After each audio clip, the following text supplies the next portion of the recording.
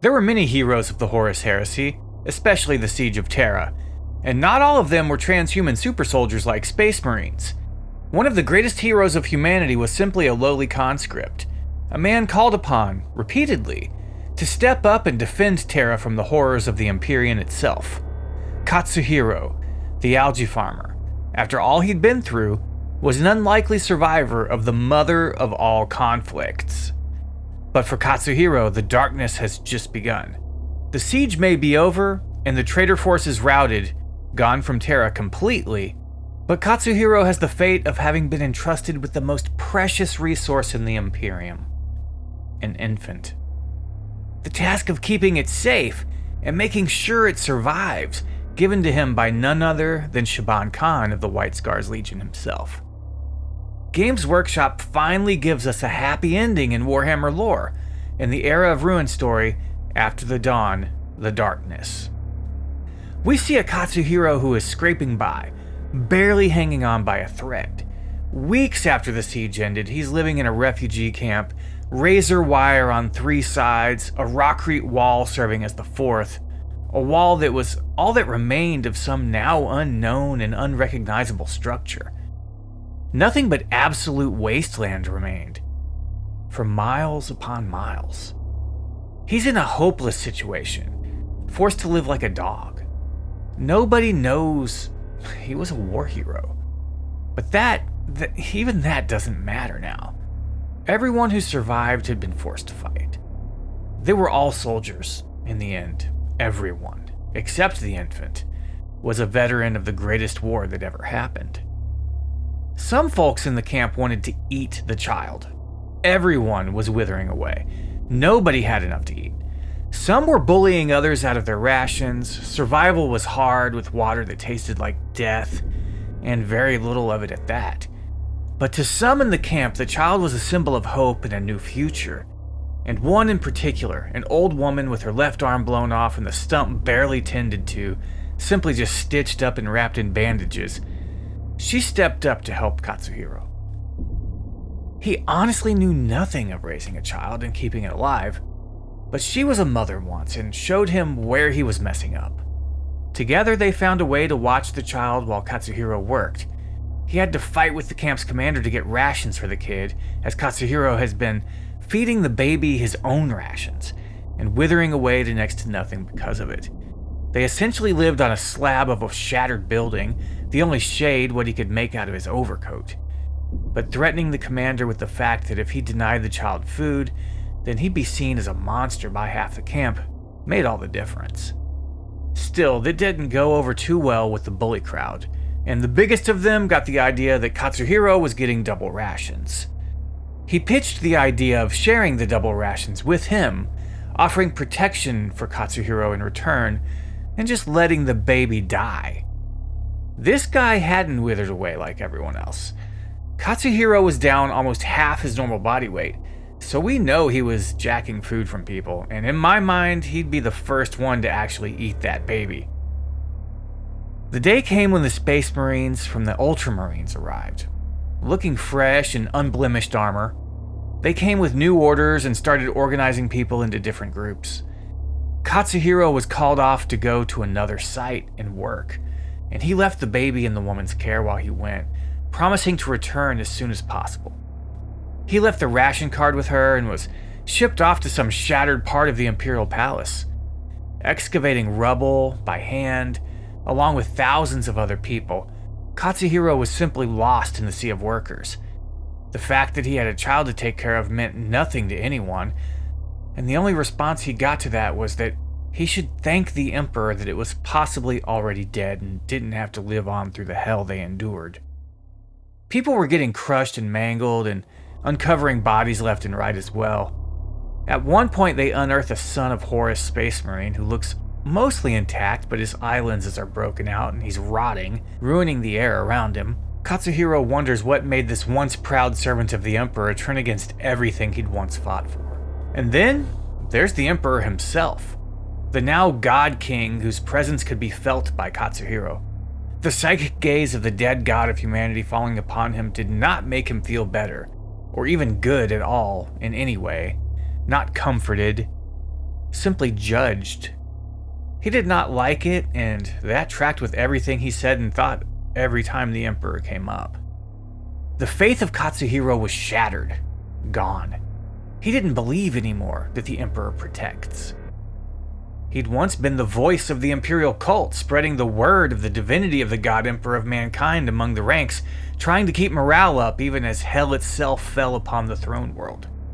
He'd been a true believer, and a fanatic to some degree, though it flew in the face of the Imperial truth. Now, everyone knew that truth to be a lie. They knew of the warp, of demons, of chaos. They'd watched as those dark entities of the Imperium came forth and butchered their loved ones and ruined the heart of the Imperium. And Katsuhiro would not even believe the Emperor had any hand in his own survival, or that of the child. He wanted to believe that it was all just chance, except for a gnawing voice in the back of his thoughts that kept reminding him that perhaps the Emperor does protect, because he is here, now, alive. Despite all the odds, despite the trillions slaughtered and the ruination of Terra itself, he yet lived. This is one of those existential crisis of faith sort of situations that is typical when people are faced with extreme loss, and it makes Katsuhiro seem that much more human and relatable. It's in the course of his work, clearing rubble, hundreds of miles from his mission of protecting the baby, that Katsuhiro is reunited with the very man who can help him. Out of everyone in the entirety of the Imperium, Shiban Khan. The White Scar is one of those in charge of the restoration project in that section of the palace, which is much like the wasteland around it and reduced to rubble. Even the mighty edifices of Dorn himself were cast down, simply piles of gravel and wreckage. But Shiban Khan has quite a conversation with Katsuhiro. Katsuhiro is made to go speak with the authorities basically because he'd been in a fight and was accused of thieving. He stole water and 5 nearly spoiled, barely edible vegetable roots, and was seen doing it by none other than the bully from the refugee camp and his crew. The guys jump him and they beat him up. When the guards come, most of which are injured or crippled soldiers who somehow survived the siege, they punish the bullies because it wasn't their place to discipline a thief. They aren't the authorities.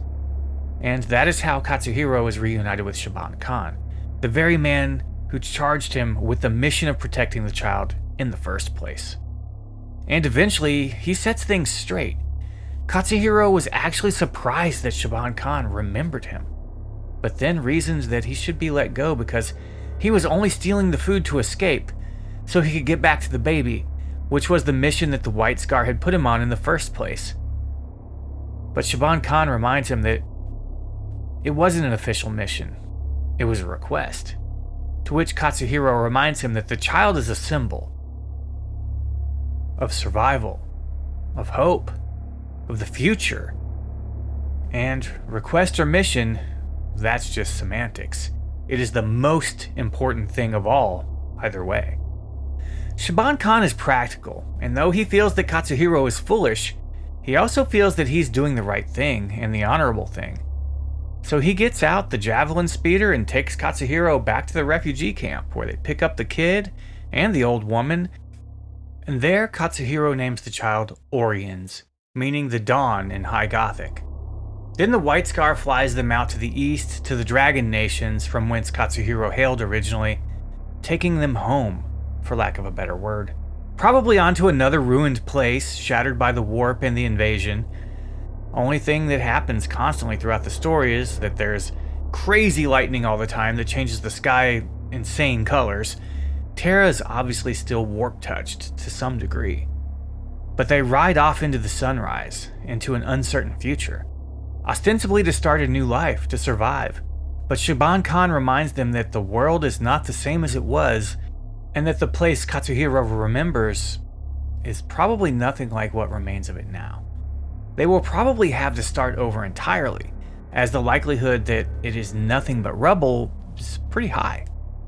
It's a look at what the survivors of the greatest conflict of all time have to look forward to. Rebuilding a civilization from scratch in some instances, a post-apocalyptic story of hope, one where we care about the future and wish the best for Katsuhiro and the baby Oriens. It's a good look at the way humanity copes with the aftermath and how we fail as well. No wonder the 41st millennium is so insane. 10,000 years of recovering from the Horus Heresy left them in a bad place. All in all, I recommend this one. It isn't a huge revelation like some of the other Era of Ruin stories. It's just a grim, dark tale that reminds us that even in the most desperate situations, the Emperor protects. There's hope. Ultimately, despite how awful things got. And if you were a fan of Katsuhiro's arc, which was quite a tale of its own, then this is a nice send-off for him. At least one person gets to essentially ride off into the sunset, except they turned that on its head and it's the sunrise, but whatever. Someone got to see the new dawn. Who knows? He might get home and it's just a bloodthirster family reunion on his old front yard, or maybe everything is mostly intact, one of the less touched places that was somehow spared from being ravaged. I like that it ends with that uncertainty, but that he also accomplished his sacred duty and succeeded in his mission, as far as they showed us. But I really liked how we watched someone who was once so pious coming to grips with his newfound lack of faith. And he knows the Emperor is real, and is a god, but he's not just a god, but also dead, judgmental, unloving, and psychotic. Katsuhiro doesn't feel like the Emperor protects, even as he's a special case, walking through hell, walking through fire, death all around him, and specially armored in the Emperor's own mojo. The child is important, even if he's just a symbol. And Katsuhiro is just so caught up in survival for him and the boy that he's lost sight of the fact that he's surviving against all odds, that he is surviving because of divine providence. The God Emperor of mankind's own hand is in this, allowing him to continue, providing the right path, even through a wasteland that lacks anything at all, no resources, not even a steady supply of water, and definitely no hope of survival. No hope of anything, really. Katsuhiro is definitely in denial that his own existence is just as much a miracle as that of his sons. Orion's is the new dawn, but his survival was intertwined with Katsuhiro's own. Watch the kid grow up to be a Chaos Lord, though. It is the grimdark after all. Anyway, kids, don't forget to take your Tylenol.